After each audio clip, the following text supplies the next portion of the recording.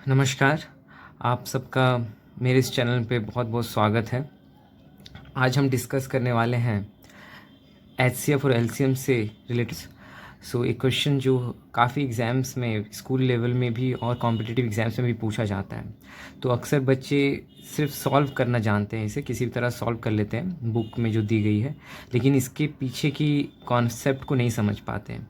तो आज हम उस कॉन्सेप्ट की गहराई को समझने की कोशिश करेंगे इस क्वेश्चन के थ्रू। और अगर आपको एचसीएफ और एलसीएम के बेसिक कॉन्सेप्ट्स को अच्छे से समझना है तो आप ये मैं आई बटन में वो लिंक मेंशन कर दूंगा। मैंने एक प्रीवियस वीडियो एक बनाई है एचसीएफ और एलसीएम का, पूरा वहाँ पे कॉन्सेप्ट को फंडामेंटल को समझाया है, तो आप ज़रूर एक बार उसे देख सकते हैं और फिर आप इस वीडियो को कंटिन्यू कर सकते हैं। तो चलिए इस क्वेश्चन को समझते हैं और फिर सॉल्व करने की कोशिश करते हैं।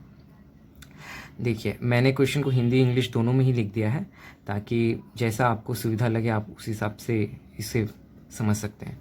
तो क्वेश्चन में लिखा हुआ है, वह सबसे बड़ी संख्या ज्ञात कीजिए जो 29, 60 और 103 को विभाजित करने पर क्रमशः 5, 12 और 7 शेषफल देती है। तो क्वेश्चन को पहले समझने की कोशिश करते हैं। वो सबसे बड़ी संख्या मतलब एक सबसे बड़ा संख्या, मतलब एक ही नंबर निकालना है, ठीक है, एक ही नंबर निकालना है जो जिससे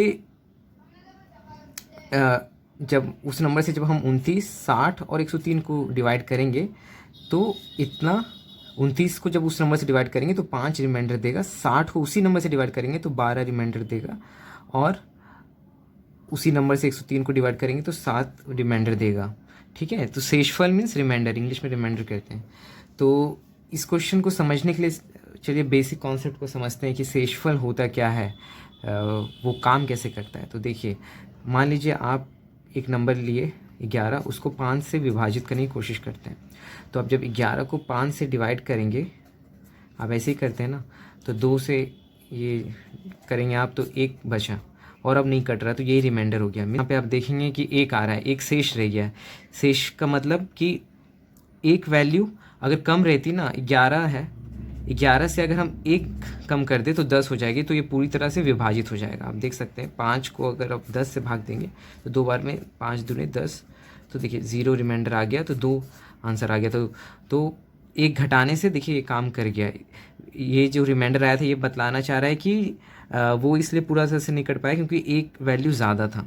तो जैसे 11 को आप 5 से डिवाइड करने पे 1 रिमाइंडर आ रहा है, तो ऐसा क्या किया जाए कि पूरी तरह से भाग लग जाए। तो आप 1 घटा देंगे तो 10 को 5 से करेंगे तो पूरी तरह से विभाजित हो जाएगा।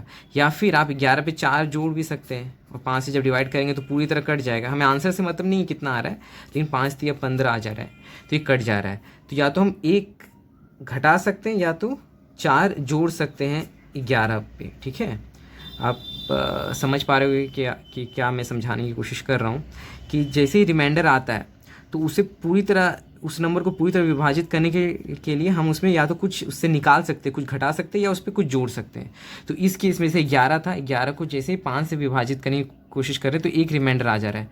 ये बतलाना चाह रहा है कि एक वैल्यू ज़्यादा है, एक वैल्यू ज़्यादा है इसलिए नहीं कट रहा। तो 1 घटा देंगे तो कटने लगेगा, 10 बन जाएगा, या फिर 4 जोड़ देंगे, ठीक है, तो वो 15 से 15 हो जाएगा और फिर 3 बार में कट जाएगा। तो वही कॉन्सेप्ट को यहाँ पे समझने की कोशिश करते हैं इस क्वेश्चन को सॉल्व करने के लिए। तो यहाँ पे एक चलिए फ्रेश पेज ले लेता हूँ इसको सॉल्व करने के लिए।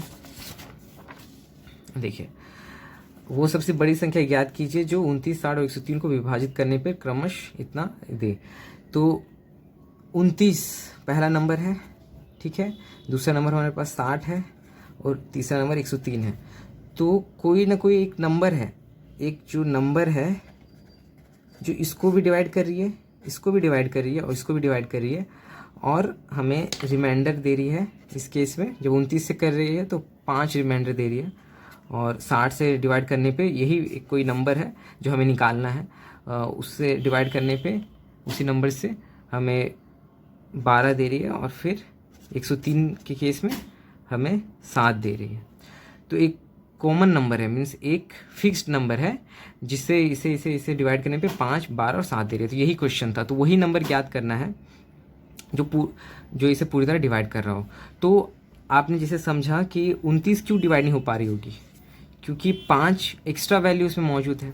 60 इसलिए डिवाइड नहीं हो पा रही होगी कि 12 एक्स्ट्रा वैल्यू मौजूद है। 103 इसलिए डिवाइड नहीं हो पा रही होगी कि 7 एक्स्ट्रा वैल्यू इसमें मौजूद है। तो पूरी तरह से विभाजित करने के लिए हमें 5 इससे घटा देना होगा, 12 इससे घटा देना होगा, 7 इससे घटा देना होगा। तो 29 में से 5 आप घटा दो तो हो जाएगा 24। यहाँ से 60 से आप 12 घटा दो तो यहाँ पे हो जाएगा 48, और 103 से 7 घटा दो तो यहाँ हो जाएगा 96। तो अब क्वेश्चन देखिए, अब ये क्वेश्चन रिड्यूस हो गया इस पे, ठीक है। अब क्वेश्चन बन गया कि वो सबसे बड़ी संख्या ज्ञात करो जो इन तीनों को पूरी तरह से डिवाइड कर दे। पूरी तरह से डिवाइड करने का मतलब कि रिमाइंडर 0 आ जाए। तो आप एक चीज़ नोटिस करेंगे, ये HCF का क्वेश्चन बन गया है, HCF। वैसा कॉमन फैक्टर निकालो जो हाईएस्ट हो, जो हमने पिछले वीडियो में भी देखा था। तो ये HCF का क्वेश्चन बन गया। तो अब आपको ऐसा नंबर ज्ञात करना है, जो एक ही नंबर जो ये तीनों को पूरी तरह से डिवाइड करे, वो जो सबसे बड़ी होनी चाहिए। तो हम क्या करेंगे, हम लिखेंगे 24, 48, 96, ठीक है। और हम यहाँ पे देखेंगे सबसे बड़ी संख्या क्या है, 96। तो क्या 96 तीनों को पूरी तरह डिवाइड कर रहा है? तो 96 को तो डिवाइड कर रहा है, 48 को नहीं कर पा रहा है, 24 को भी नहीं कर पा रहा है। तो ये तो रहा ये, और ये नहीं रहा। फिर 48 को आप देखोगे तो 48 तो अपने आप को पूरी तरह डिवाइड करता है, लेकिन और 96 को भी डिवाइड कर पाता है, लेकिन 24 को नहीं कर पाएगा। लेकिन 24 का आप देखोगे तो 24 अपने आप को डिवाइड कर रहा है, 48 को भी डिवाइड कर रहा है, और 96 को भी डिवाइड कर रहा है। तो 24 ही आंसर हो जाएगा। 24 सबसे बड़ा नंबर है जो सभी को डिवाइड कर रहा है, क्योंकि हम सबसे बड़े से शुरू करते हैं HCF में। तो 96 सबको नहीं कर पा रहा था, 48 भी सबको नहीं कर पा रहा था, लेकिन 24 सबको कर पा रहा था, तो 24 आंसर हो गया। तो ये हमारा आंसर हो गया। मान लीजिए हमारा ये रहता, अगर इस तरह से कुछ आता घटाने पे दूसरे क्वेश्चन में, तो हम क्या करते हैं, यही प्रोसेस अपनाएंगे। इसमें देखेंगे कि 48 सबको डिवाइड कर पा रहा है कि नहीं। तो 48 खुद को तो कर पाएगा, लेकिन इसको और इसको नहीं कर पाएगा। 36 खुद को कर पाएगा, बस इसको और इसको नहीं कर पाएगा। और 24 खुद को कर पाएगा और 48 को कर पाएगा, लेकिन 36 को नहीं कर पाएगा। तीनों को कोई भी एक नंबर कर नहीं पा रहा है। तो इसमें LCM ना ये HCF ना 48 हो पाया, 36 हो पाया, 24 हो पाया। तो हम क्या करेंगे, 24 का फैक्टर्स लिख देंगे। फैक्टर क्या होगा, 1 2 3 4 6 8 12 24। तो हमने 24 से तो चेक कर लिया, जो लास्ट हाईएस्ट नंबर था उससे चेक कर लिया। इससे भी नहीं हुआ तो हम उससे जो एकदम छोटा नंबर है उससे देखेंगे, तो 12 से। तो अब 12 से देखो 24 कट जा रहा है 2 बार में, 12 से 36 3 बार में कट जा रहा है, 24 से 48 2 बार में कट जा रहा है। तो इस केस में हमारा HCF या मैक्सिमम नंबर 12 होता अगर ये क्वेश्चन बनता, ठीक है। तो एक बार और मैं इसे बता देता हूँ कि रिमाइंडर जब आपका 0 आता है, 0 आता है, तो मतलब वो पूरी तरह विभाजित हो जाता है वो नंबर।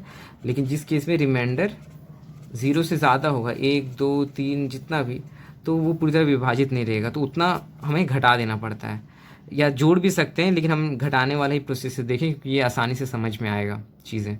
इसलिए आशा करता हूँ कि आप लोगों को ये कॉन्सेप्ट समझ में आया होगा, ये क्वेश्चन, और आप ज़रूर इसे प्रैक्टिस करेंगे। और कोई भी डाउट हो आप कमेंट सेक्शन में लिख सकते हैं, और कोई भी सलाह देना चाहें तो दे सकते हैं।